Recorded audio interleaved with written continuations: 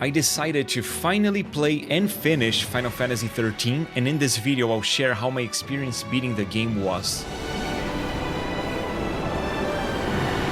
And before talking specifically about Final Fantasy XIII, a bit of background about my experience with RPGs, because I'm a huge JRPG fan. The first one I played was Super Mario RPG in the Super Nintendo, which is an amazing game. And after Mario RPG, I played Final Fantasy VII, which actually introduced a lot of people to the genre, and which was super important for the expansion of RPGs to the West. And you know what? I loved Final Fantasy VII. My favorite Final Fantasy games, by the way, are Final Fantasy VII, Final Fantasy IX, Final Fantasy Tactics, and actually Final Fantasy XVI. Time to move. And it was Final Fantasy XVI that inspired me to play Final Fantasy XIII, because I really enjoyed my time with Final Fantasy XVI, and after beating it, I just wanted more and more of Final Fantasy. And then I picked 13 to play. I actually had already tested Final Fantasy XIII, but I hadn't played much of it. This time, however, I was focused to play it till the end. For those who haven't played the game and are considering to do so, don't worry, I am not going to include any story spoilers in this video, and I will not mention anything that you wouldn't be able to deduce on your own via official trailers, box art, etc. And to contextualize the story of the game, I'll actually use the text on the back of the American version of the game. Cocoon, a human paradise, floats above the world of Pulse. When an ancient entity of Pulse origin awakens on the outskirts of a Cocoon city, paradise is threatened from within. Chosen by destiny, 6 must choose between saving mankind and saving themselves. Now, let me explain that a little bit.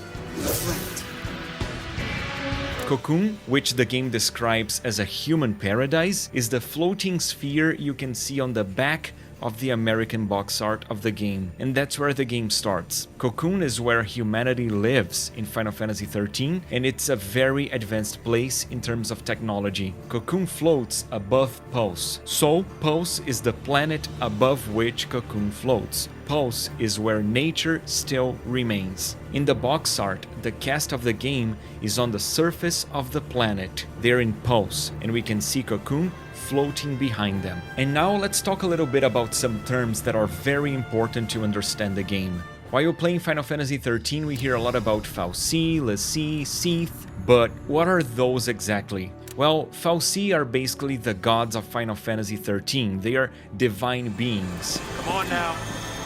You really think you can kill a fal'Cie?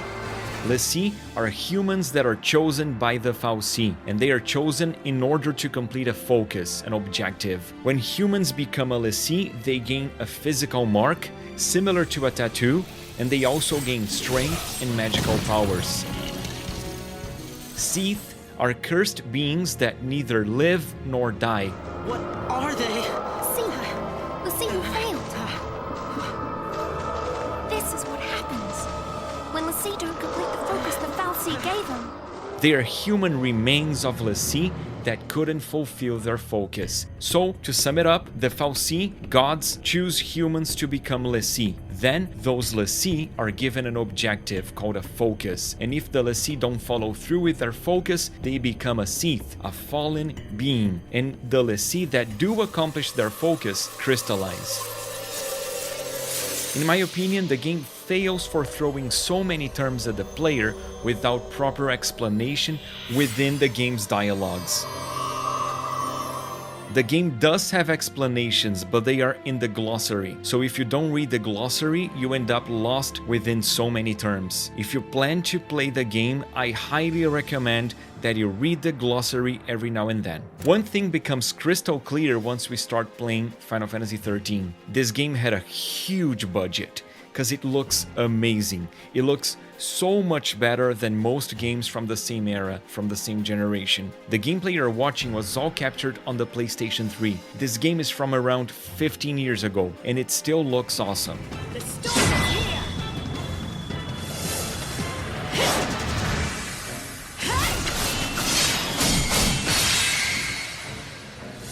Another amazing aspect of Final Fantasy XIII is the soundtrack. This game is filled with amazing songs, and the songs not only sound great, and they are also very catchy, but they also match really well with the game's futuristic vibe, and they can also match each emotion that developers were trying to portray. This game has songs that can really evoke calmness, sadness, excitement, and so on.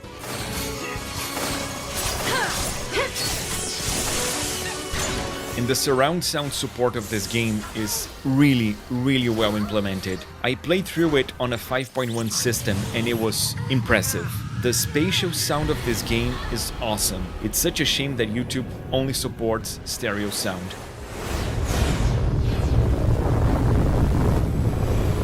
Regarding combat, Final Fantasy XIII is pretty unique. The battles feel almost like somewhere in between a turn-based game and a real-time game. The battles are not random, we do see the enemies before engaging in combat, and the way the battle system works in this game is a bit complex. It's not hard to learn because it takes around 20 hours of gameplay for the system to get fully fledged, but I'll try to briefly explain it. We control a single character directly, and then we have two other party members that act based on the paradigm we've chosen.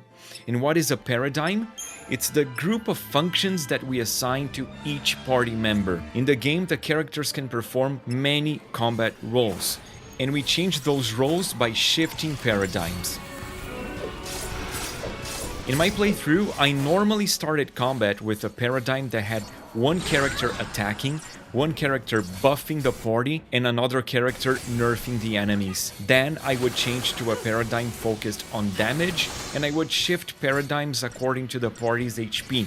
Whenever I needed to perform some healing, I would make sure I had a healer. For damage dealing, I normally opted either for the command role, focused on strength and pure damage, or for the Ravager role, which deals good damage but also is really good to build up the stagger meter of the enemies. Stagger works in the following way. Every enemy in the game has a stagger meter, which we build slowly and gradually with commando attacks, and that we can build really fast with Ravager attacks. Once we build fully the stagger meter of the enemy enters a staggered state, during which we can apply extra damage, and during which sometimes the enemies cannot attack and can be launched into the air. Usually I would opt to quickly build stagger meters with Ravagers, and then I would switch for commandos.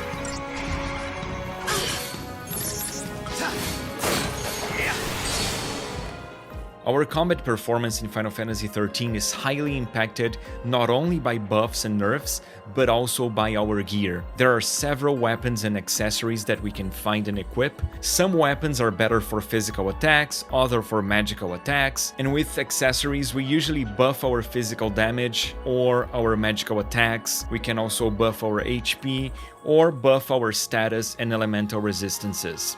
Both weapons and accessories can be upgraded by infusing elements into them, and there's a proper way to do it. There's a proper way to upgrade gear in this game. By infusing organic elements, the gear gains some experience, but also it gains an experience multiplier. By infusing inorganic elements, the gear gains XP and loses the XP multiplier it had. So, the ideal way to level up gear in the game is to first apply several organic elements to bring the XP multiplier to 3, which is the maximum, and then apply several of the same inorganic element to take advantage of the XP multiplier. I recommend to initially level up accessories since they can be shared among the characters. Weapons are unique to each character and you don't want to waste resources leveling up weapons that you will not use.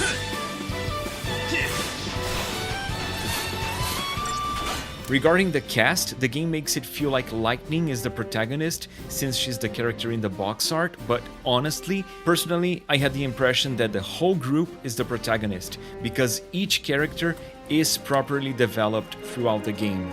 That's some crowd. We're gonna need a plan. Since when have heroes ever needed plans?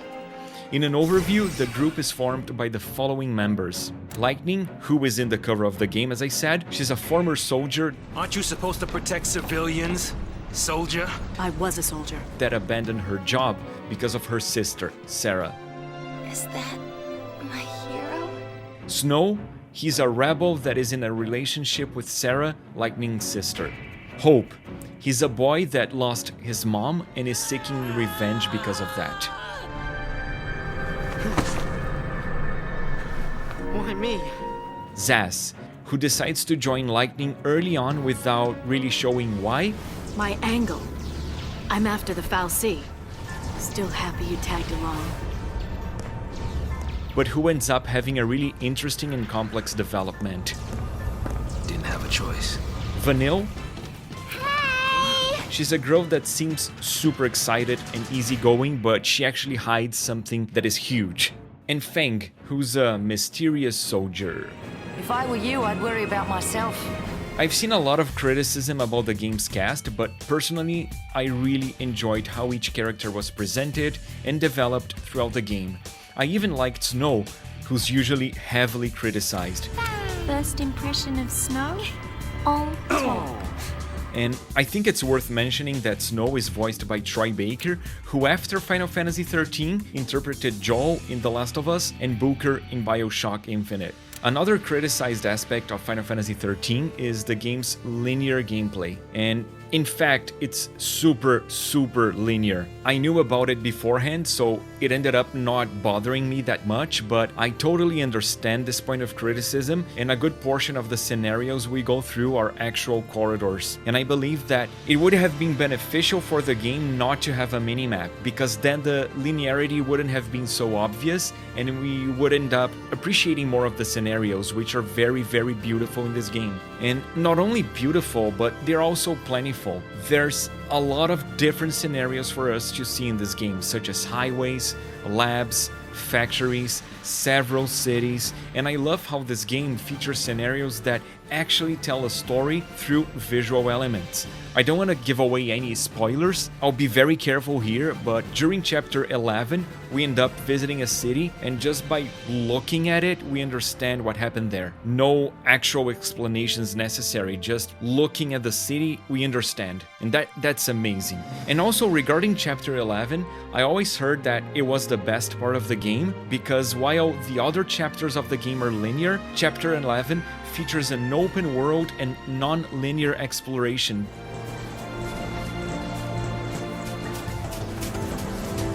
But honestly, that was my least favorite part of the game. I loved every chapter of the game except for chapter 11. Not only I felt that the game progressed really well in the linear chapters, but also I didn't really enjoy the side quests of chapter 11, and the game also had an unfair difficulty spike in chapter 11, and that forced me to grind for a while, which I'm not a fan of normally. And don't get me wrong, it's not like I was avoiding combat in the previous chapters. I played through the whole game engaging with every single enemy I found, and even then I was getting crushed by the enemies in chapter 11. So as I said, I was forced to level up my gear, forced to gather points to level up the characters.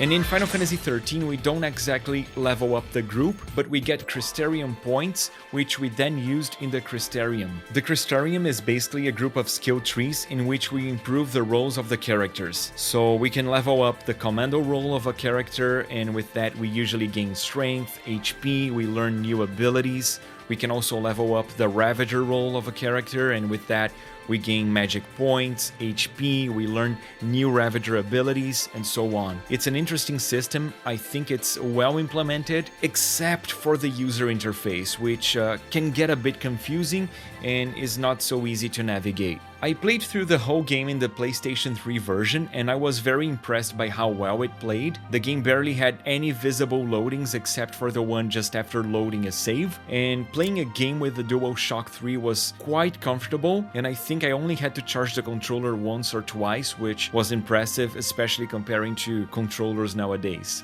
If you plan to play the game, Austin SV has a great video explaining the differences between the PlayStation 3, the Xbox 360, and the PC versions. I'll link that video below. I personally had a great time with the PS3 version, but know that the Xbox version is backwards compatible, so you can play it on the Xbox One and Xbox Series consoles, and the PC version has plenty mods that you can use. Something that I find interesting and I want to share with you guys is that the physical copy of the game on the PS3 has a single Blu-ray, but the Xbox Xbox 360 featured DVDs, so Final Fantasy XIII on the Xbox 360 features 3 DVDs.